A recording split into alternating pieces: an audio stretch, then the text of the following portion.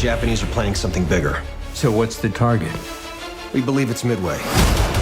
You captured the heroism of the adversary side as well, which is really rare in a war movie, that you get to see that. Even dedicating the film at the end to both the U.S. and Japanese soldiers. I think what makes this a modern war movie is that you have to tell the Japanese side, and you have to tell it in a way that is human and reflects the sacrifice that they went through on their side. They were the best Navy in the world. And, when you don't show that Navy, you don't understand, what kind of enemy they had against each other. I didn't want to kind of create enemy images, I wanted to kind of show it how it really was. To be on one of those carrier decks as the ship is burning and going down and knowing that it's hopeless and fighting anyway, there's a nobility in that, and that story hadn't really been told. People are aware of Pearl Harbor and big events, and the direct aftermath of Pearl Harbor, which is Midway, is a very complicated it's not just one thing, it's several things. So I think it's cool that this is a story that, a part of history that people probably heard of Midway, Battle of Midway, but getting to see it at this level, I think will be a first for many people, whether you're a buff of history or new to it. If we lose,